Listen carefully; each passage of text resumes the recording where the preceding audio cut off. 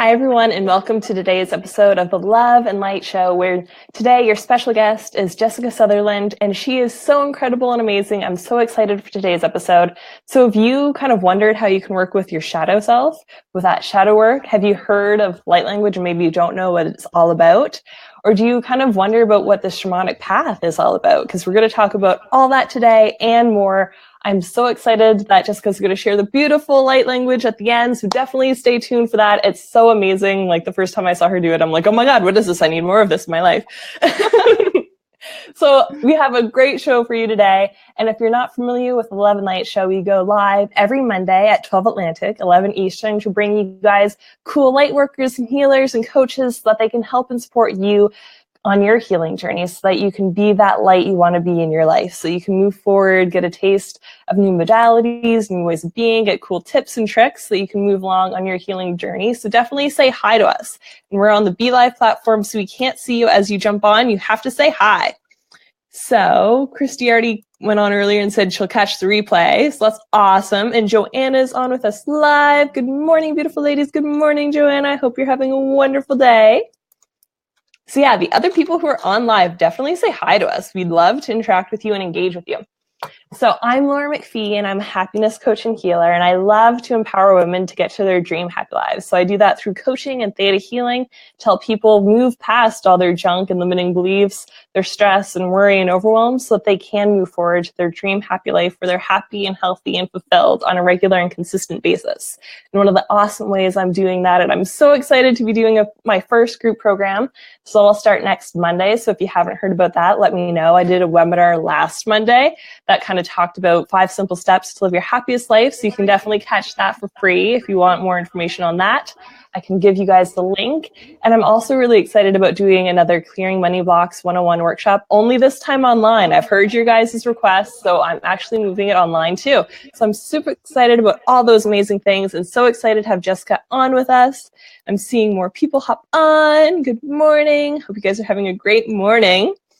So Jessica is so amazing. She does so many different things, has a million hats. She's a shamanic practitioner. She's an intergalactic frontierswoman. She's an ever-expanding being who's just always into amazing things to show us the way and how we can move forward. She also broadcasts 3 amazing high vibrational shows about Starchildren, Intergalactic Frontierspeople. I still have trouble saying that all in one. You have so many like big titles. And then expanding awesomeness on her show. She also does Emerald Awakening Presents to bring so much high vibrational content from the magical mountains of Montana. So she's doing amazing things. And then we have Bev who popped on. Says, hi, Jess and Laura. Hello. We actually did our first collaborative show yesterday. We have a new page, Bev and I, called Lightworkers Learning to Walk in Mastery. Ooh. And we're doing unlearning and teaching the true nature of energy and kind of spirituality 101 for dummies. That's amazing. Yeah, that's so awesome. That's another one of the many offerings. Like, this is, like you said, just this constant expansion and evolution. Yes. And it's amazing, all the things that the universe puts in our way. And then Joanna's like, okay, I'm adding you as a friend, Jessica. Yeah, you won't regret it. It's amazing. Awesome. So I'm so excited to have you on today. How are you doing this morning? Doing really good. It's nice to kind of have my morning coffee with you, Laura. It's a beautiful day here in Montana. Sun shining. It's like spring weather. Awesome. Yeah, I'm so excited for spring. I love all the seasons, but I'm usually ready for them to change. Yes, definitely. It's like, summer would be nice, some warmth. Yep, I like gardening. Nice. Awesome. So I encourage you guys to definitely share this out with any friends or loved ones that you feel would definitely benefit from it, because we need to share more love and light in the world, and you can be that change for someone in their life just by sharing something or tagging them in the comments below. So definitely continue to engage with us. This is a wonderful conversation, and I'd love to hear more about you, Jessica, your story, how you got to where you're at today, so that everyone can be kind of filled in. Sure. Well, I'll try to keep it as brief as possible because, like most people's life stories, I mean, it's a work in progress from the point that we land in our little bodies, our little avatars here. But if I had to condense it, I would say when I first came into contact, probably in 2007-ish with Mhm. Dr. Masaru Emoto's water crystal work. That was an activation for me. That made sense to my linear mind. It took the woo-woo out of the woo-woo to such an extent that I could kind of allow myself to go there and at least accept that there was a lot more going on in this world than what I had been led to believe, we'll say. Right. And so then we call this kind of this slow blossoming of the flower, this awakening, this upward spiral and unfolding that we're within. And so you could say that I began getting into crystals. I started, checking out all these different things, the sponge state of just reading all these different books. I became a Reiki master back in 2010, but I don't really do anything with that anymore. That was just an attunement on my path. Back in 2015, my shamanic side was something that I could no longer suppress. It was like the lever had been pulled, and I started having all these experiences. And as soon as I said out loud that I thought that I might be shamanic to some people that I had met, then that was this huge amplification, and all of these other magical things started happening. So if you check out my website, emeraldawakening.com, you can see a blog post that I wrote that will really kind of line this out in a lot more detail for you all. But suffice it to say that I just kept kind of getting trainings, gathering information. Fall of 2016, I traveled to Peru, and I camped in the Holy Mountains with the Pacos, the Quechua people, for several weeks, and worked with them and learned from them as well. And then I came home to the United States, and my entire life began to reorganize, we'll say. But in that process, my mind just completely couldn't handle it, really. And so I call that my nervous breakdown breakthrough, which you hear in a lot of these spiritual circles, people talking about the dark night of the soul. In my experience, you have at least one massive one, but I think that that's kind of an ongoing process of dredging your inner world. And it is something that we all go through when you are on this awakening path. And so I really was deep in my underworld, really activating core childhood wounds, kind of moving in by my family back in Michigan. They're lovely people, but you get back into the kind of family dynamics when you've lived away for a decade, and that will bring up some stuff. Definitely. So I have to work with, we'll say.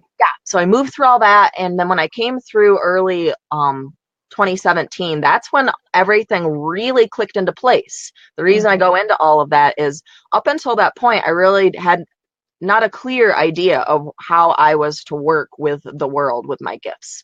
Right. And that's when it all really came together. I would say I was to a point of integration enough that then I was no longer the unhealed healer trying to heal the masses.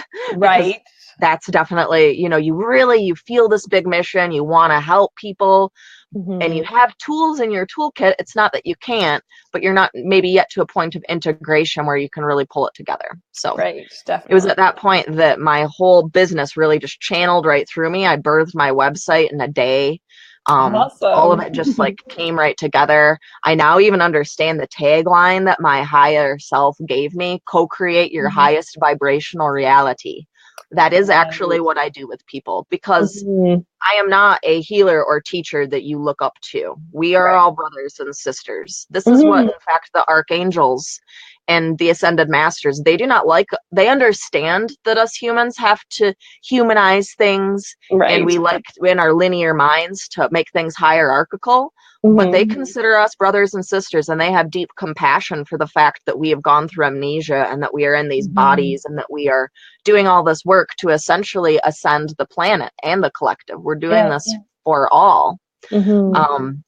I've kind of just gone off on a quantum tangent, lost a little bit of where I was going with that one. Awesome. How once everything was clicking in alignment, everything.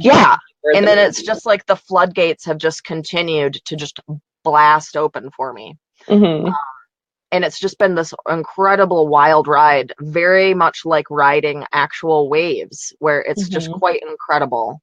It's just so beautiful, like what you're saying in your intro, being able to do the sort of work that you and I do with people, because it's that's what I was on.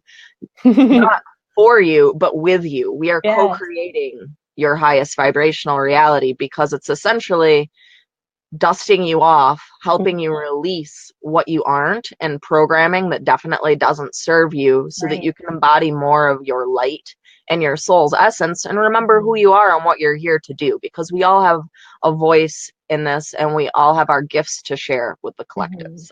So true. That's where I was in my quantum tear. Awesome. And Joanna's like, whoa, a random rainbow just popped on your face, Jessica. I saw that too. It's like random lights. This will happen when you talk to star beings. Yeah. Yeah, and they kind of noticed that there was static that went on and off, and she has a lot of awesome people around her, so sometimes that just happens. I call it my galactic posse. And they can mess with the electronics. Sure. Yes. So I love doing a lot of the love and light side, like for show and introducing people to that place. But I definitely know that there's so much deep work to do, like the inner child stuff, like over and over. I did like a big video last week, like that was almost an hour long. I was so sick, and like my people were like, say this, your throat will get better if you say this. So I said a bunch of the like hard shit that I've gone through. So how do you help people with their shadow work, with their like inner stuff that's like, fuck, this is so hard? Sure. Well, that sort of depends on if it's a person that's lucky enough to be in Montana and get to work with me in person, or if we're doing this sort of video conference sort of session work. Right. So since the majority of our audience will probably be engaging me in this way, I'll speak to that. You can visit my website and you can see more of that other aspect of me, because I have giant singing bowls and tuning forks and all sorts of amazing tools that you get to, you know, experience when you work with me in person directly. I love your singing bowl. It sounds so awesome. Oh my gosh, it is sitting right here. I've got a giant 18-inch one, guys. It's monstrous. It's my cauldron in this life. So it's really, in essence, like spiritual counseling to an extent. And then with quantum energetic work tied into this with the light language. So typically my sessions with folks are about an hour to an hour and a half long. And we begin with just a nice little chat. We tune into one another and we see where you're at. And what we find, because I'm a bit of a key holder, is that people, it's like their higher self almost just takes over, and they will, not a very nice way to say it, but it's almost like word vomit. It's like it all just comes right out. Like half the time they're almost in a state of shock. Like, I didn't even know that this was what we were going to talk about. So I can relate to that so much. Because we're essentially, when you're working with me, we're opening an actual portal in the way that I work. Like, I don't necessarily always take people on journeys anymore, because the way that I work has evolved so much that you might ask me a question and I might just pull from the Akashic records and the ethers your answer with you as we work through this information. And so there's the divination aspect, where I may do card pulling, I may channel through messages to really help that person get some clarity as to whatever obstacle they're dealing with at that particular time and that sort of thing. And then on the end of our work is when I kind of quantumly merge with you. I usually will play my singing bowls just because that really tunes me in really rapidly. And then I will do light language, and this comes through in a variety of different star tongues, and it's really just directly to that person. I would almost say it's like me channeling from their high self or high selves, their upline through mine back down through me to them. Is really what that feels like. And so then you'll see me when I'm doing my work actually like cleaning out areas on the aura that there are stuck energy and that sort of thing, which I will usually explain, that sort of thing. And then I will, oftentimes I'm finding now, channeled messages really come through with that too. And you just never know. It's kind of like dialing the universe and then just seeing who and what comes through. Right. But it tends to be a massive slingshot sort of effect on people on their path, because most of the time when you come to me, you're on a timeline feedback loop that you're kind of spinning. And you've been able to get to the point of being observer enough that you're like, I'm spinning out. I don't know how to spin out of this one. And that's your cue to get in touch with Laura or myself or someone like us that you're resonant with. And follow your signs. Brush you off and send you on your way until next time. Right. I love that. Yeah.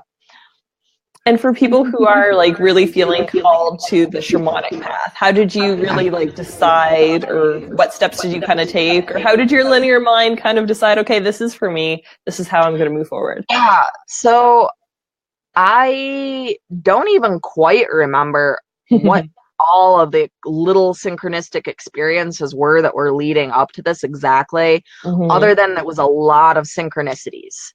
Awesome. Okay. And I was just starting to even understand what the concept of that was. Earlier in that year, one of my dogs had actually run away for 5 months, and I got her back through a dream.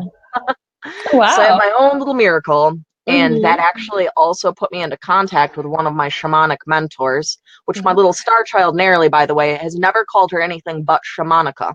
Her name's Monica. But Narely, when I first engaged Monica, was just like 2.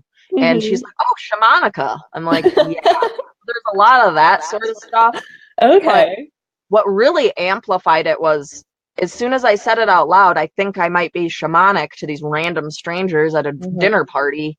The next day, I got my first Lemurian crystal. I went into a thrift shop. I found this magical vest. I got home. There was an actual note in the pocket, people. Oh, wow. Because the angelic realms know that I used to be a computer programmer. I am a zeros and ones girl too. I'm not just X's and O's. And so there was an actual note in the pocket that said, you have a wise spirit, advanced intellect, and faith in human nature, something to that effect. And I was like, well, heck, if I'm going to get answers directly, I'm going to ask, well, what might one of my primary spirit animals be?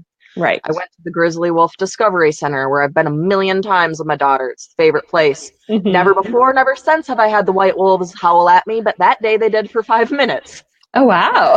Yeah, I walk up, they're sleeping. One wakes up, looks at me kind of funny, walks over to the other wolf, wakes up the other wolf, and then they howled for 5 minutes, and I videoed that. Wow. So it was just this constant amplification. And so I found the Harner Foundation for Shamanic Studies. The anthropologist Michael Harner wrote a book called The Way of the Shaman, and he was an anthropologist that began by studying all of these indigenous cultures all over the world that were shamanic, and he was able to condense it to a core set of, I don't even think you're going to say values, but they all journey in some way, and some of them use sonic driving with the drumming. Some do trance dancing, like ecstatic dance. There are all sorts of different ways that you can affect your brain waves to go into trance state. Of course, a lot of cultures historically have used plant medicines like Santerias and the ayahuasca plants and psilocybin mushrooms, all these sorts of things. And I've actually worked with Shauna Home as well. She was next up on my shamanic roster. I went and worked with her. She wrote a book called Love and Spirit Medicine, as well as Eshell Wisdom, and she was guided to work in the sacred manner with the psilocybin mushrooms that we call casually magic mushrooms, in that sort of a way. So I learned a lot from Shauna working with her. And then it was really just back in doing my own work, and then until I went to Peru. And then they call the time that we're in right now the Pachacuti, which is the great turning over, which I liken it to tilling a field and preparing the soil before you plant new seeds. And so they aren't very troubled by the cataclysms going on in the world because it's been foretold for hundreds of years within their culture. And boy, oh boy, did the Pachacuti land flat in my lap when I came back stateside, because my whole life completely reorganized. My husband and my business collapsed, but then rebirthed itself, and he went through his dark night of the soul, which led me into fight flight mode, essentially into mine. Because when your rock, your husband, when I'm obviously the crazy lady of the family, circling the airport up in the ethers, and it's like I kind of counted on him to be my rock in that way, and it was like, oh boy, now what? Right. Which he's fine, everyone, by the way. Now he's better than ever. The Sutherlands came through the dark night of the soul time beautifully. Awesome. That's wonderful. And I remember being so terrified of like the Dark Night of the Soul. And Me then too.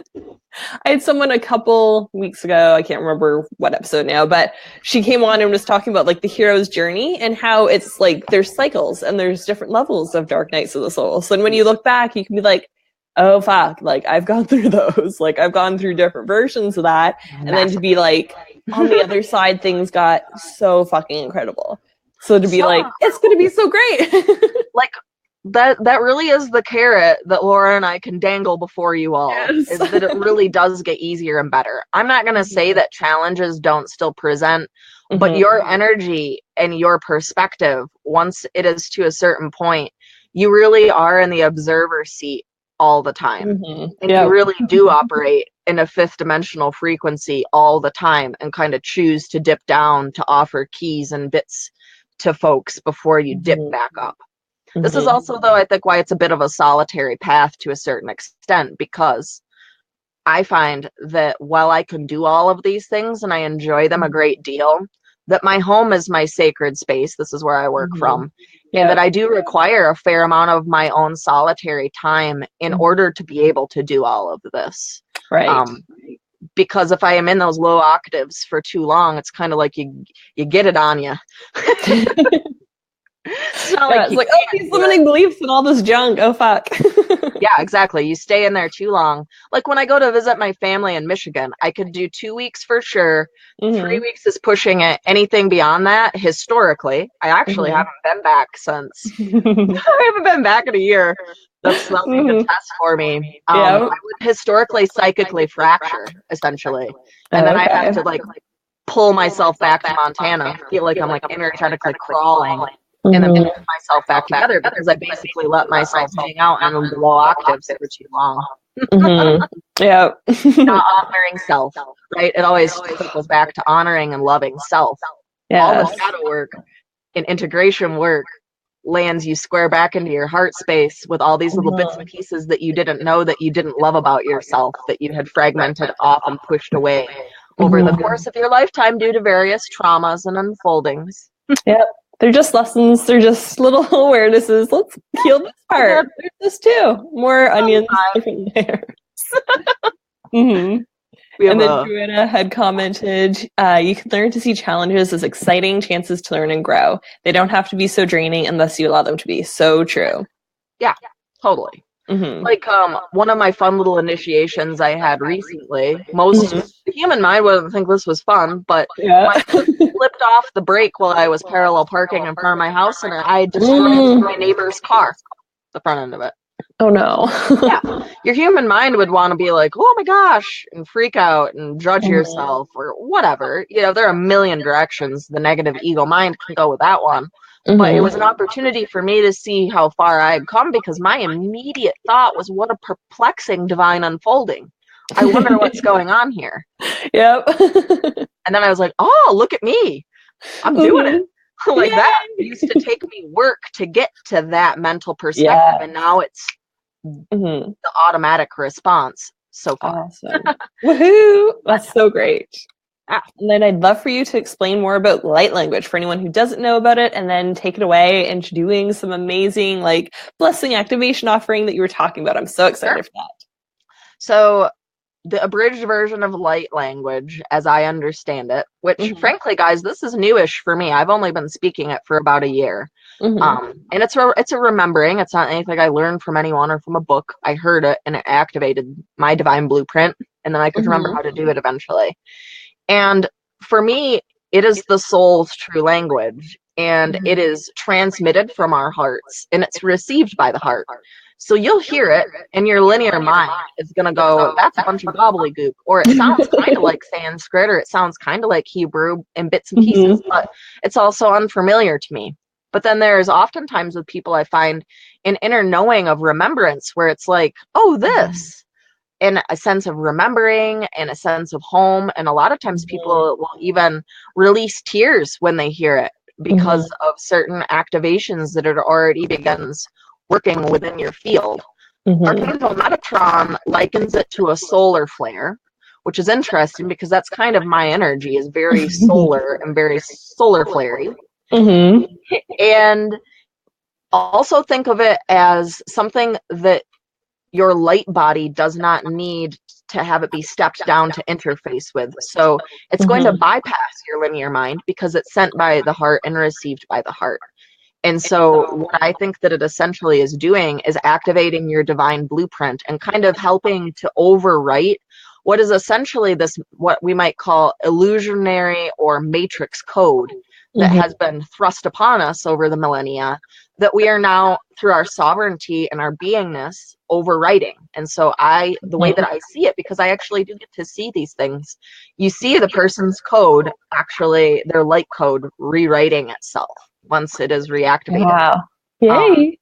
Yeah, with the way that I work too, you'll see me blow breath in. And for people that are clairvoyant, like Bev, she said it looks to her like a whole bunch of birds, little tiny birds being blown out. But it's like, again, pranic energy and light codes, and that's just kind of part of the way I work. I can launch into that if you would like me to. Yes, I would so love you to. I'm loving all the rainbows that are throwing all over my face. I know, they're so beautiful. Interesting. Fun day. So I'm just gonna ding a couple little singing bowls just to kind of tune myself in.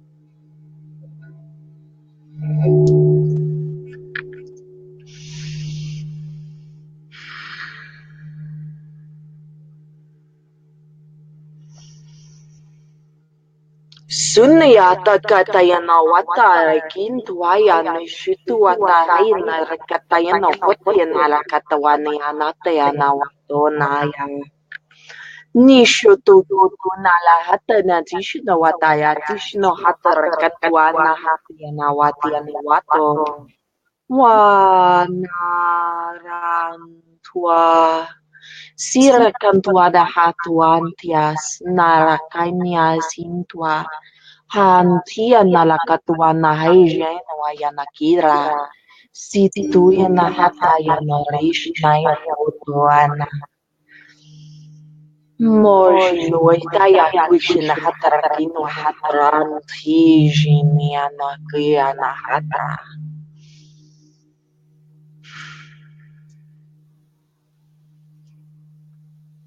It's actually kind of a Lemurian energy coming through now. Sita hachi shupata kataya hiti rakata hidra kataya no wataya na kita hashitu patakota na hidra kataya na wataya shito kataya no kataya no patakadu wataya na hatare. Umanda kuta hashe patakata wate shita kate wata tala kataya na hatare kataya no wataya. Ya chepatakula kataya manu yata kataya tuna na mati sepatakata ya no wataya kataya no wataya kataya no wataya na wuto shina watakantwa.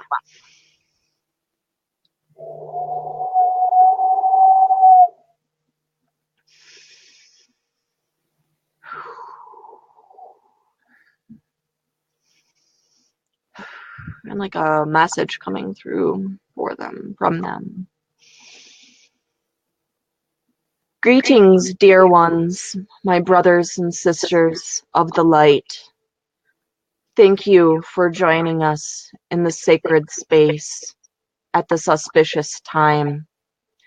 At this time on your planet, our planet, Mother Gaia, the crystalline light grid is being turned on to a new octave, an octave that we have not had access to since the final fall of Atlantis, and since the time of remembrance of the time in Mu, as we called it, in Lemuria, as you know it now in your time. Know that all of the work that you are all doing, both big and small, within and without, is very important at this time.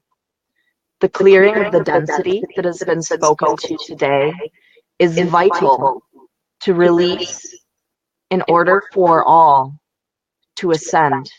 This is inclusive of even the humans that are still within their sleep state. For at this time, They are acting as springboards and mirrors to you all who are already in the awakened state. So have faith that all is according to divine order and divine time. Continue to be the beacons of light that you all are, and continue this auspicious work. You are magnificent beyond your comprehension, and you are loved beyond what you can currently experience and know. So surrender to the unconditional love of the light, which is also truth. And truth in the remembering. Remember who you truly are. The time to play it small is over, dear ones. And if you could see the true magnificence of your beings, you would not doubt yourselves for one moment longer. We hold you in such true unconditional love.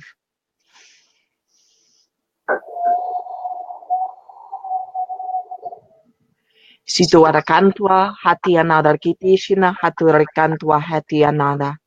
Nituana sinoatiana sinoatata solokoshno. Harakatakatiana shetayana.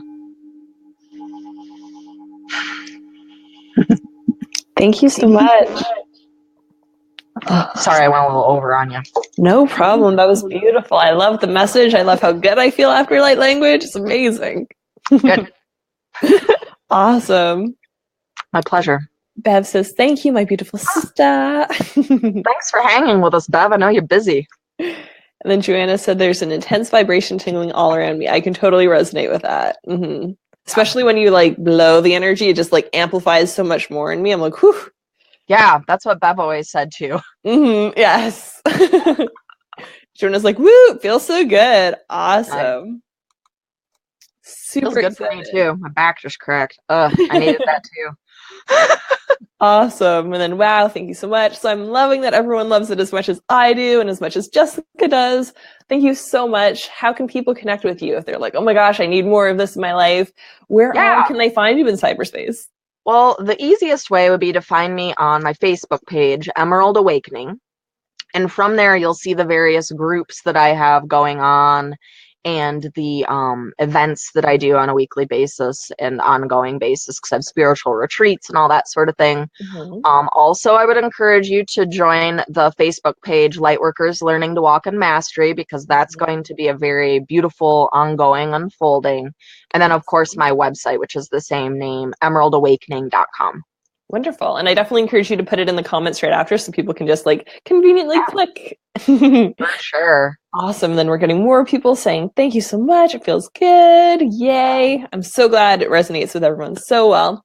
And I'm so excited to give you guys more awesomeness. So continue to tune in on Mondays at 12 Atlantic, 11 Eastern to get more love and light in your life. And we're sending you guys so much love and light. So have a wonderful day, everyone. I'll see you next time. Bye. Thanks.